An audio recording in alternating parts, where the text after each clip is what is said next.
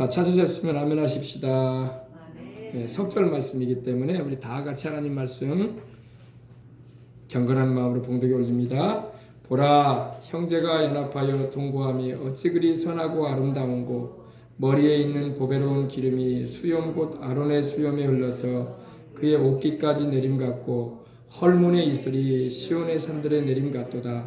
거기서 야훼께서 복을 명하셨나니 곧 영생이로다. 아멘. 자, 오늘은 하나님이 기뻐하시는 하나됨이라는 말씀을 가지고 함께 은혜를 나누고자 합니다. 따라해 봅시다. 하나님이 기뻐하시는 하나됨. 아멘. 자, 화면 올려주시기 바랍니다. 시편 133편. 보라, 형제가 연합하여 동거함이 어찌 그리 선하고 아름답냐. 야곱에게는 12아들이 있었어요. 그죠? 아들이 12이고 딸이 한 명이 있었습니다.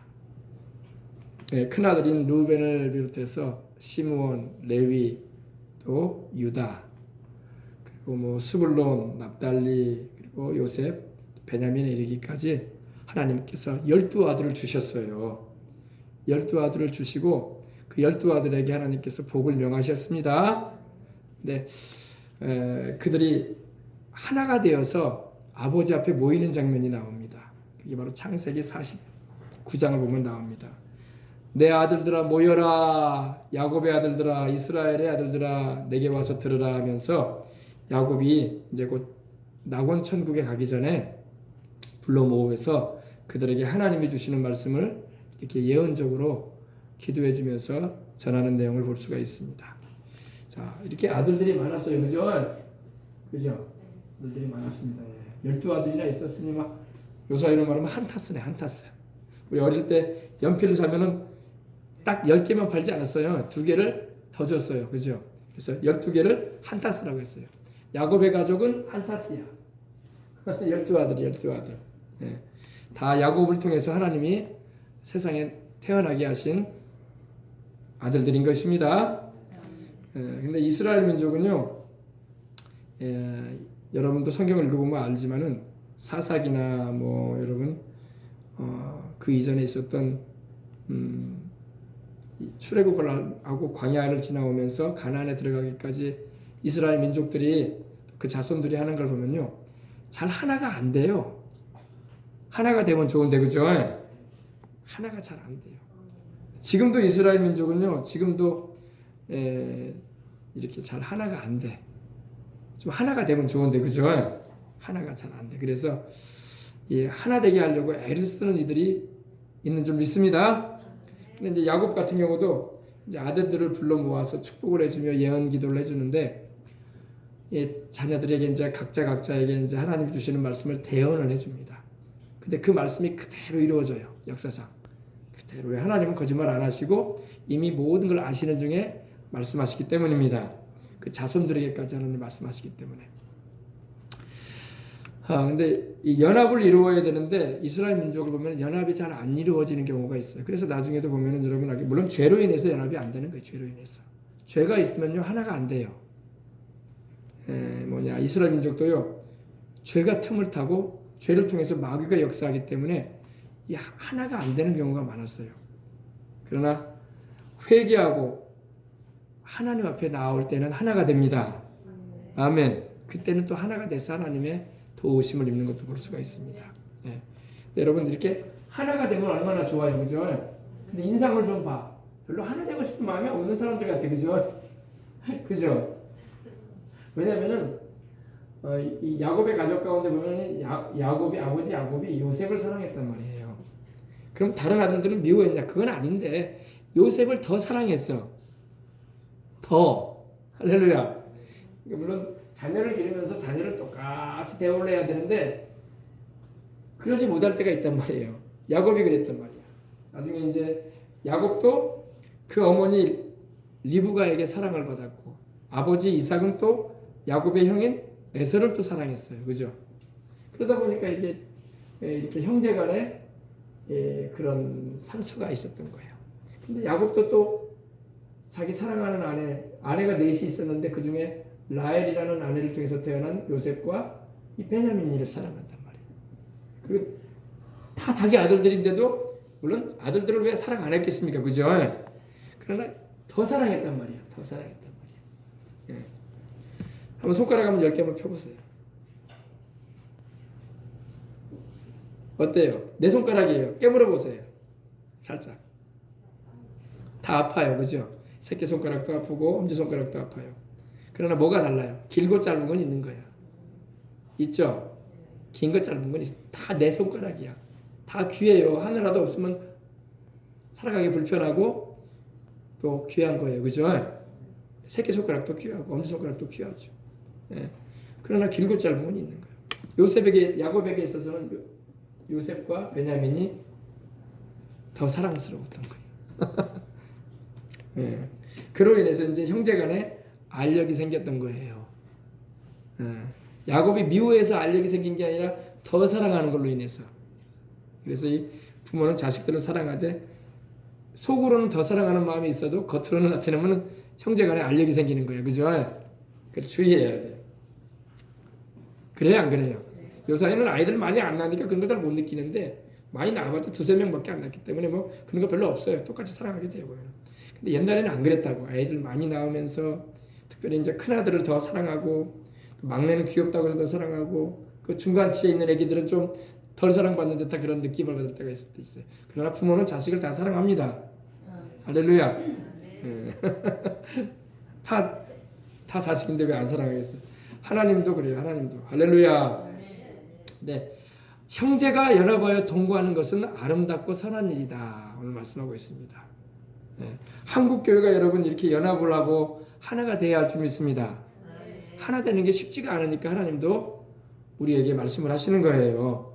가정도 그래요. 가정도요. 자녀들이 많을수록 하나가 잘 안 돼. 하나 되면 참 좋은데, 그죠? 부모 입장에서는요, 자식들이 화목하고 하나 돼서 살면 얼마나 좋아. 그래, 안 그래요? 근데 꼭 그러지가 않아요. 우리가 여러분 보면 그러잖아요. 재벌가들도 보면 어때요? 꼭 부모가 세상을 떠날 때 형제 간에 이제 완전히 나눠져요. 뭐 때문에? 재산 문제로 나눠지고. 그죠?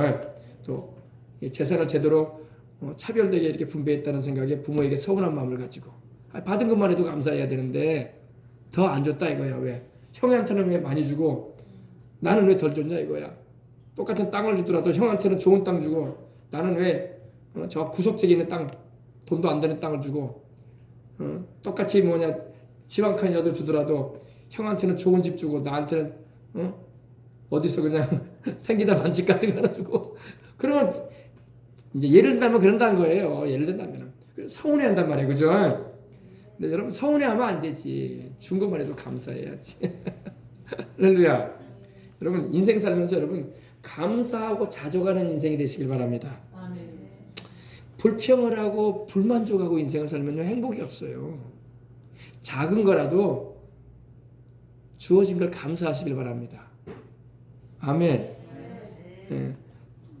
그것조차도 없는 사람도 많아요. 세상에는. 작은 거라도 내게 하나님이 주셨구나 감사하다. 누굴 통해서든지 간에 작은 거라도 내 몫으로 하나님이 허락하셨구나 감사하다. 그리고 자족을 해야 돼. 근데 사람들이 자족하는 마음들이 없어요. 자족하는 마음이 없고 불평이 막 일어난단 말이야. 그러면 마귀가 틈을 타서 인생을 불행하게 만들어버려요. 작은 거라도 감사하시길 바랍니다. 아멘. 네, 제가 우리 애들한테 그런 얘기 했어요. 아빠가 어릴 때 학교 다닐 때는 학교에 선풍기도 없었다. 그리고 에어컨이 어딨냐. 더군다나 이제 학교도 1층, 2층, 3층, 4층 이렇게 엘리베이터도 없고 걸어 올라 다니는 곳이지만 좀 제일 위층은 어때요 여러분? 지혈을 받아가지고 천장아래이기 때문에 점심 먹고 나면 다 졸아. 그죠? 그리고 창문 열어놔도 따뜻한 바람, 뜨거운 바람이 들어오지 시원한 바람 안 들어온단 말이에요. 그런 얘기를 했어요. 너희들이 지금 그리고 학교도 화장실도 푸세식이었다. 푸세식이 뭔지는 아냐? 이렇게 정말 그런 벌레들이 있고 파리가 왔다 갔다 하는 그런 푸세식에서 화장실이 있었다. 거기서 우리는 학교에서 공부했다. 이렇게 얘기하면 지금은 이해를 못하죠 아이들이. 그래서 작은 부분일지라도 이렇게 좋은 환경에 사는 것도 감사할 줄 알아야 할 줄 믿습니다. 그런데 감사보다는 더 불편한 걸 느낀다는 거예요, 사람들이. 그죠? 그러니까 마음을 여러분 감사의 마음, 자족의 마음을 가지고서 인생을 살아야지 불행하지가 않아요. 아멘. 지금 우리나라가 여러분 잘 살아요, 못 살아요? 우리나라 잘 사는 나라예요. 그럼 미국에서 오신 우리 교포가 그런 말 하더라고요. 우리나라의 그 창틀 샷이나 그런 건요. 거실 여러분 다 아파트 사시는 분들 알잖아요. 또 주택 가진 분들 아세요? 샷이 같은 거 얼마나 좋습니까? 이중창으로 해놓고 그죠? 미국 그렇지 않아요. 우리나라가 더 좋다는 거예요. 예. 그 정도로 여러분 우리나라가 잘 살아요. 그런데도 우리 불평하잖아. 행복은 여러분 환경에 있는 게 아니야 그랬어. 마음에 있어요. 마음에 감사하는 마음이 있고 자족하는 마음이 있으면 행복해요. 남과 자꾸 비교를 하고 그러기 때문에 나보다 잘 사는 사람과 자꾸 비교하고 그러기 때문에 불행을 느끼고 열등감과 좌절감으로 인해서 그러는 거예요. 여러분 민주노총이라는 그런 우리 노조 그룹이 있어요. 그죠? 예. 민주노총의 조합원들이 여러분 1년에 평균 받는 연봉이 얼마인지 아십니까? 제가 기사를 보니까 그들은 평균 연봉이 7,400이에요. 작은 돈 아니에요. 그래 안 그래요? 그리고 금융이나 자동차나 여러분 뭐 전자나 이런 계열의 회사에서 근무하는 민주노총 소속한 사람들은요. 평균 연봉이 1억이에요. 1억. 정유나 1억이에요. 작은 거 받는 거 아니에요. 우리나라 노동자들 평균 연봉 얼마인지 아십니까? 300만 원도 채 안 된다고 하더라고요. 감사해야 돼. 감사해야 돼. 근데 환경을 바라보고 자꾸 비교를 한단 말이에요. 더 많이 가진 사람들하고 여러분 더 많이 가진 사람하고 비교할 필요가 뭐 있어. 오히려 나보다 못한 사람들도 많다는 걸 생각해서라면은 자족하는 마음을 가지고 감사해야 돼요. 평균 연봉 일반 노동자들 300만 원도 못 버는데 아니 7,400이면 한 달에 620씩 버는 거 아니에요. 작은 돈 아니에요 여러분. 그래 안 그래요? 감사해야 돼. 불평하는 자에게는 하나님 축복 안 해줘요. 목회자들은 얼마 받는지 아십니까? 저도 목회하고 있지만 여러분 큰 교회 목사님들이야 뭐 판공비니 뭐니 그런 거 다 제공돼서 그러겠지 모르겠지만은 작은 교회 목사님들은 그렇게 받지 않아요. 작은 교회 목사님들 100만 원 좀 150만 원 정도 받아요. 그래도 불평 안 하잖아요. 할렐루야. 뭐 우리 교회도 뭐 누가 뭐 헌금 특별히 많이 해가지고 뭐 내가 뭐 돈을 쌓아놓고 사는 사람은 아니잖아. 그죠? 감사하게 살아요. 그래도 감사하는 마음과 자족하는 마음이 있는 사람은 행복해. 그러나 남과 비교해가지고 나는 왜 이렇게 더 못 가졌지? 나는 더 가지지 못할까? 이런 생각을 하면 항상 인생이 불행한 거야.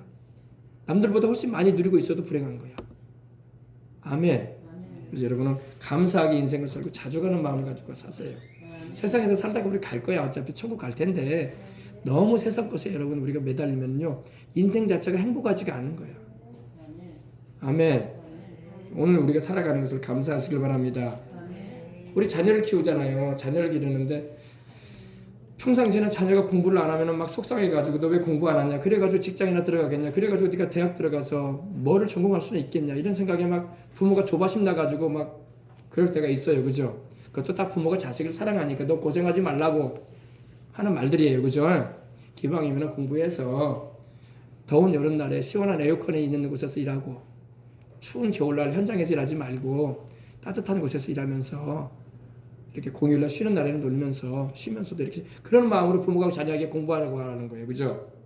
대부분의 부모들 다 그 마음 때문에 그런 거예요. 너 고생할까봐 그런 거다. 근데 자녀들은 그걸 잘 이해를 못하죠. 아직은요.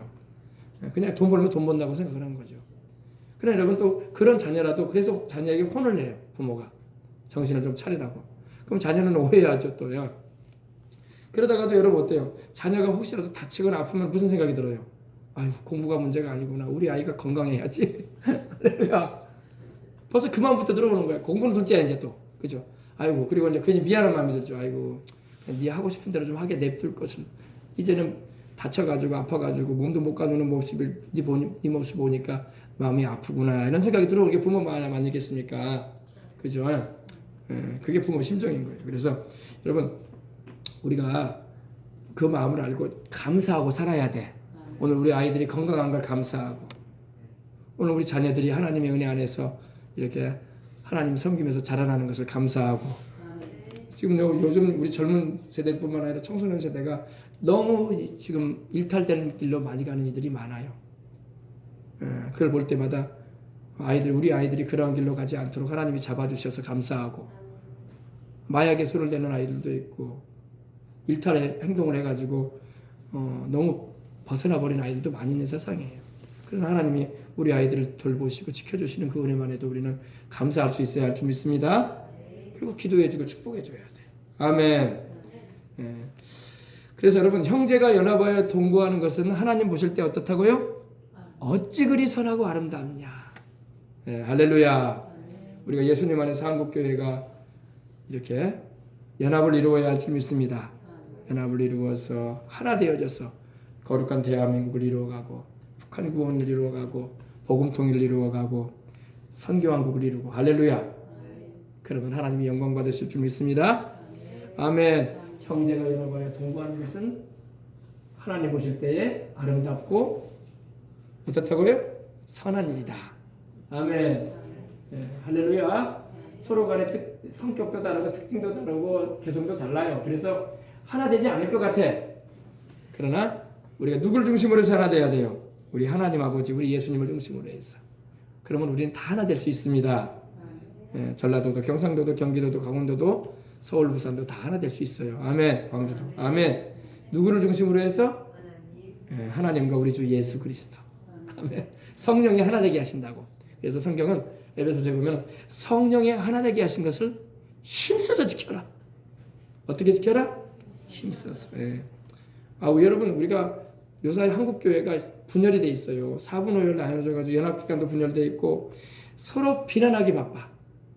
너는 애국을, 나라를 사랑하는 일에 적극적으로 참여하지 않기 때문에 하면서 나쁜 소리 해주고, 또 그쪽은 나라를 사랑하는 애국하는 마음은 다 있지만은 방향이 좀 다르다 이렇게 말을 합니다. 또 근데 그걸 이해를 해줘야 돼, 서로. 아멘.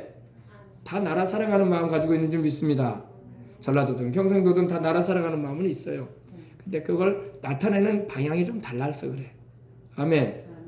또 적극적으로 막 소리치고 외치는 분들도 필요하고, 또 기도하면서 잠잠히 때를 기다리는 분도 필요하고, 또 말씀으로 잘 가르쳐주고 인도해주는 분들도 다 필요한 거예요. 다 하나인 것입니다. 천국 가서 안 만날 사람들은 아니야. 그죠? 다 만난다고요. 다 만난다고.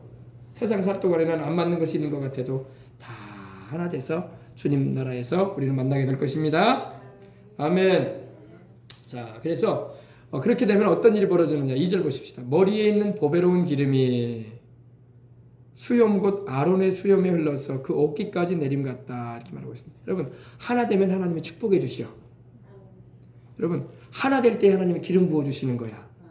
바로 이어지잖아요. 머리에 있는 이 보배로운 기름. 아론 한번 보여주세요. 아론. 네. 머리에 있는 보배로운 기름. 보배로운 기름은 바로 성령님을 말해요. 하나님이 하나 되면 성령 부어주세요. 여러분 보세요. 예수님께서 죽으시고 부활하셔가지고 승천하신 후에 제자들이 주님께서 성령의 약속을 기다리고 있을 때 그들이 기도하기를 힘썼어요. 그죠? 전심으로 기도했어요. 오순절 날에 그들이 모인 그곳에 성령이 임하셨습니다. 그 120명이 기도에 전심을 했어. 마음을 쏟았어요. 하나 되어가지고. 하나 돼야 돼. 주님께서 뭐라고 하셨어? 너희는 예루살렘을 떠나지 말고 흩어지지 말라는 거예요. 내게 들은 바 아버지의 약속하신 성령을 기다리라. 침례 요한은 물로 침례를 베풀었으나 너희는 몇 날이 못돼요. 성령으로 침례를 받을 것이다. 세례 받으리라. 아멘. 그러셨어. 그 약속대로 그들이 예루살렘에서 흩어지지 않았어요. 뿔뿔이 흩어져 버렸으면 성령 받지 못했을 거예요. 주님께서 흩어지지 말고 예루살렘에 머물러 있어라. 내가 아버지께 약속한 그것을 너희에게 보낼 것이다. 아멘. 성령님 보내주실 것이다 말씀하신 거예요. 그래서 그들이 성령 충만함을 받았잖아요. 그죠? 지금 이 모세가 대제사장인 아론에게 기름 부어주는 거예요. 잘 보이세요? 옛날에는 여러분 기름 부어줄 때요. 이게 양뿔이에요. 양뿔. 양각뿔이라고 합니다.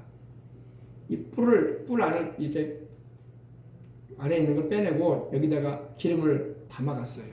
담아가서 이렇게 기름을 부어줬습니다. 기름 부음은 뭘까요? 성령의 은혜예요. 아멘. 하나 되어져서 기도할 때에 한국교회가 하나 되어지면 성령이 임하시는 거예요. 근데 다투고 타대 쌓고 너는 나하고 함께할 수 없다고 하고 나하고 함께하지 않은 자는 다 원수다. 이렇게 여겨버리면 안 돼요. 다 예수님 믿고 보혈로 함께 구원받은 형제요 자매들인 것입니다.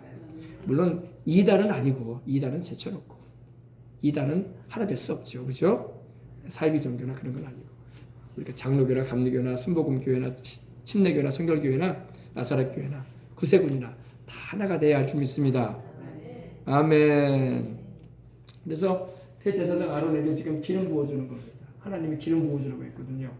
기름 부음이 임하면 어떻게 될까요? 오늘 말씀해 보니까 머리에 있는 보배로운 기름이 수염. 지금 아론에게 수염이 있죠. 아론은 모세의 형이기도 합니다. 근데 하나님이 모세를 영적 지도자로 세우셨고 아론은 대제사장으로서 모세를 돕는 자로 세우셨었어요. 그죠? 그래서 기름 부어주는 겁니다. 그리고 뒤에는 보니까 아론의 아들들이야. 아론의 아들이 넷이 있었거든요. 나답과 아비후와 이다말과 엘리에셀이에요. 아들이 넷이 있었는데 아들들이 제사장들로서 또 기름 부음을 받습니다. 아론은 대제사장이고 모세는 지도자로서 하나님께 명을 받아서 이제 하나님 말씀하신 대로 거룩한 기름을 부어줍니다. 오늘 여러분 하나 되어 주셔서 거룩한 기름 부음 받으시길 주님 이름으로 축복합니다. 우리 대한민국이 여러분 어쨌든 간에 하나가 돼야 돼. 나라를 사랑하는 마음 다 가지고 있어요. 경상도도 전라도도 경기도도 강원도도 하나님께서 나라 사랑하는 마음을 주셨는데 조금 다른 방향이 있을 뿐이야. 근데 그거 가지고 서로 탓하지 말고 사랑으로 하나 될 수 있도록 해야 할 줄 믿습니다. 우리나라가 하나 되어질 때 하나님 기름 부어주시는 거야. 누구 안에서? 예수님 안에서. 그래서 온 백성들이 다 예수님을 믿도록 우리는 이끌어줘야 되고 그 사명을 감당해야 할 줄 믿습니다. 그래서 그 힘을 가지고 우리는 북한도 구원시키고 복음통일도 이루고 선교도 감당하고 우리 자녀 세대도 주님께로 다 이끌어야 돼요. 그리고 다 영생 얻어 천국 가도록 이끌어야 되고 세상 살 동안에도 하나님의 영광을 위해서 쓰임 받도록 우리는 사명을 받은 사람들로 살게 해야 할 줄 믿습니다.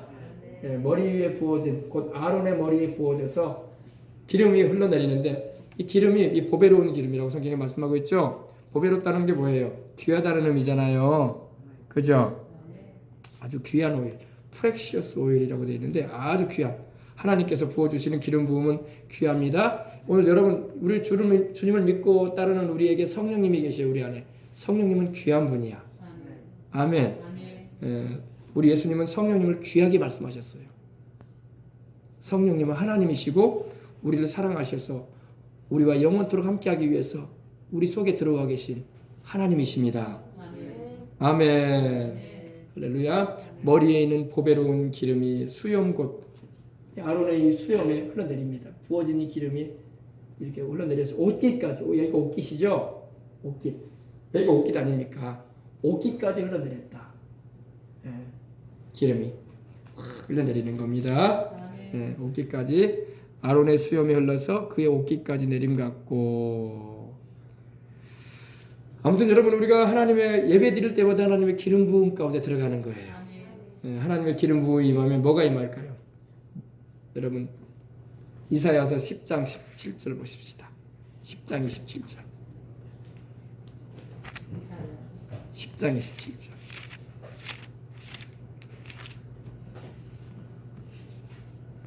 10장 27절. 그날에 그의 무거운 짐이 내 어깨에서 떠나고 그의 멍에가 내 목에서 벗어지되 기름진 까닭의 멍에가 부러지리라. 아멘. 멍에가 뭐예요? 멍에가. 여러분 밭에 가면은 여러분 옛날에 농경사회 때 지금도 그러죠. 소 머리에 멍에를 씌워요. 그죠? 나무로 이렇게 단단한 멍에를 씌워줍니다. 그러면 보통 이제 어미소와 새끼소를 같이 멍에를 씌웁니다. 왜냐하면 새끼소를 길들이기 위해서 어미소와 함께 걷게 하기 위해서 길들입니다. 왜냐하면 짐승이면 여러분 길들여야 돼요. 그죠? 길이 들여져야지 밭농사나 논농사 할 때 쟁기질도 시키고 그럽니다. 그리고 말도 길들여야 되고 낙타도 길들여야 되고 짐승들은 여러분 길들여야 돼요. 길들이면 잘 순종하고 따릅니다. 사나운 짐승과 같은 들깨도 여러분 길들이면은 새끼 때부터 길들이면은 주인 말을 잘 듣는 순종개가 됩니다. 그죠? 예, 그처럼 길들이기 위해서 멍에를 씌웁니다. 근데 여러분 오늘 말씀해 보니까 멍에는 우리를 불편하게 해요. 그죠? 멍에는 우리를 불편하게 하는 겁니다. 머리에 무거운 멍에가 엉겨져 있는데 편하지가 않지. 움직이고 싶어도 자유분방하게 못 움직이죠. 멍에가 씌워지면은. 그래서 하나님께서 우리 인생에 멍에를 씌워줄 때가 있어요. 지금 우리 한국교회는 지금 멍에가 씌워져 있어. 무슨 멍에가 씌워져 있을까요? 예배 제대로 못 드리는 멍에가 지금 씌워져 있잖아요. 지금. 예. 수도권 지역 여러분 말씀드린 것처럼 서울에만 해도 8,000개의 교회가 있고 경기도 지역에는 1만 3천 개의 교회가 있고 경기도에 속한 여러분 여기 인천광역시에는 3,000개의 교회가 있어요. 그러니까 2만 4천 개의 교회가 지금 제한된 환경에서 예배를 드리고 있어요. 100명도 못 모이는 큰 교회도 대형 교회도 100명 못 모이게 하잖아요. 작은 교회는 10명 이하로 모이라고 하고 그런 상황에 지금 예배를 드리고 있습니다. 어쨌든 간에 그것도 멍에인 거야. 그러나 여러분 이런 때일수록 우리가 멍에가 씌워졌을수록 더 주님을 바라보고 멍에가 벗겨질 날을 바라봐야 할 줄 믿습니다. 다 같이 자유롭게 예배드릴 날이 올 것입니다. 그날에 그의 무거운 짐이 내 어깨에서 떠날 것이다. 또 여러분 무거운 짐이 우리 어깨에 짊어져 있으면 얼마나 불편합니까 인생이. 그죠? 짐을 짊어지고 인생을 살면요 편하지가 않아. 그래서 나이가 들면 들수록 어때요? 우리 어르신들은 옷도 가벼운 걸 입고 싶고 신발도 가벼운 신발 신고 싶고 그죠? 뭐 가방도 그런 것도 들고 싶지 않고 그래요. 왜? 불편하게 지내고 싶지 않다. 젊을 때는 여러분 어때요? 무거운 신발도 멋이라고 생각하고 신고 다니기도 하고 이런 여러 가지 뭐 장신구도 달고 다니고 그래요 몸에다가. 그죠? 옷에다가 그 무거운 막 코트 같은 것도 입고 다니고 막 힘이 된다 이거야. 신발도 그냥 구두도 두꺼운 거 그냥 무게가 있는 그런 것도 막 신어도 멋이려니 생각하고 하는데 나이 들면 돈 주고 신으라고도 안 신어. 거저줘도 안 가져. 필요 없어. 가벼운 거 신을 거야. 가벼운 거 입고 다닐 거야.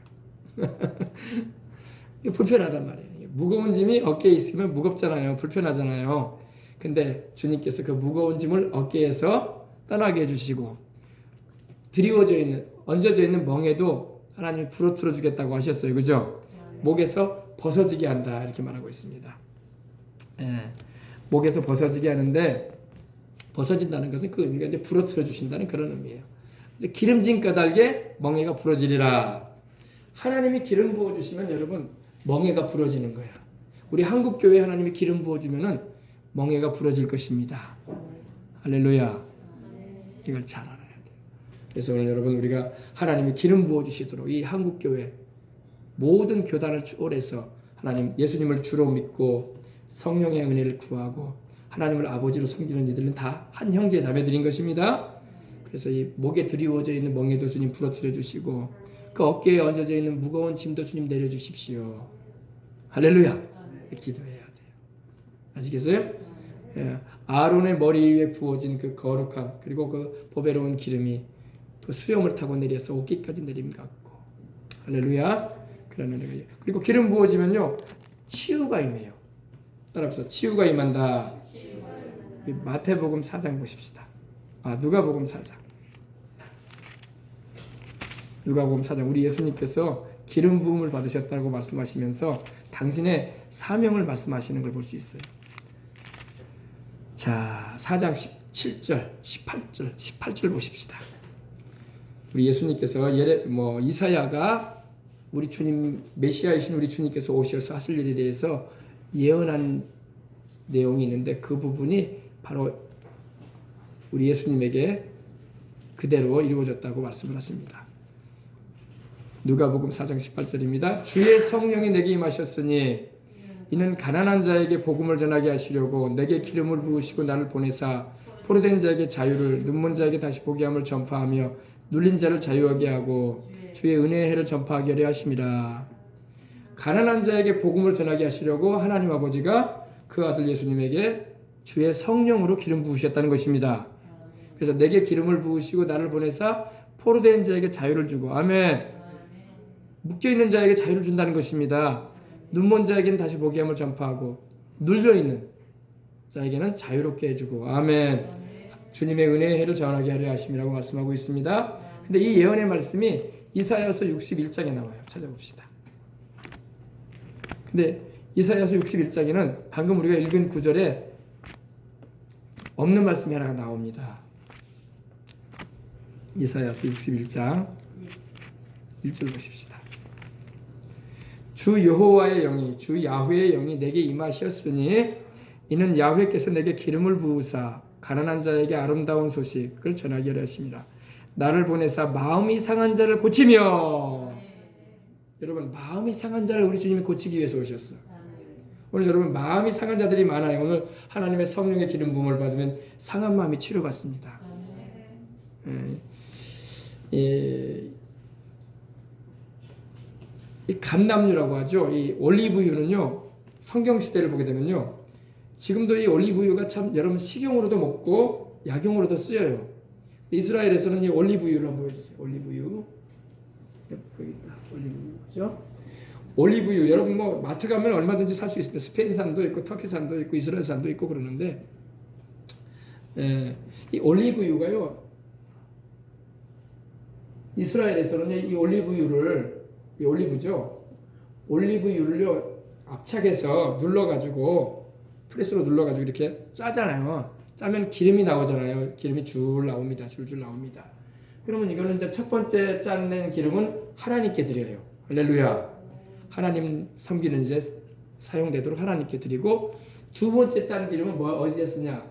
두 번째 짠 기름은 식용으로 해요. 식용. 그래서 여러분 중동 지역이나 저기 유럽에 가면은 여러분 이렇게 야채나 이 과일을 이렇게 버물려 가지고 올리브유에다가 그냥 바로 즉석으로 먹어요. 올리브유는 여러분 끓이거나 그러지 말고 그냥 생으로 드시는 게 좋다고 하잖아요. 그죠? 그래서 버물러 가지고 야채나 과일이나 샐러드를 해서 먹습니다. 그리고 세 번째로 짠 올리브유는요, 이제 약용으로 써요. 그래서 이제 상처가 나거나 그러면요 거기다 발라줘요. 피부에도 좋기 때문에. 그래서 이 하나님의 기름 부음은요 우리에게 치유를 줍니다. 치료를 줘요. 그래서 여러분, 하나님의 성령의 역사는요 마음이 상한 자를 특별히 고쳐줘요. 아멘. 오늘 여러분 마음 상한 사람들 있습니까? 우리 대한민국 생각하고 지금 교회들도 목사님들이 마음이 상하고 성도들도 마음이 상하고 그래요. 또 우리 자영업자들이나 직장 생활하는 이들도 이래저래 그냥 마음 상한 일들이 많은 세상입니다. 그죠? 마음 상한 건 누가 고쳐줘요? 우리 주님이 고쳐줘요. 주님이 그러셨죠. 내게 기름을 부으사 나를 보내셔서 마음이 상한 자를 고치겠다. Heal broken heart. 아멘. 할렐루야. 주님이 우리 마음 상한 걸 아십니다. 여러분 마음이 여러분 상처로 인해서 이래저래 인생 살면서 받는 상처로 인해서 마음이 상할 때 어떻게 해야 될까요? 상할 때 여러분 치유받으면 돼. 이렇게 교회에 오셔서 기도하시고 말씀 듣고 성령님이 임재 가운데 거하면 치료받습니다.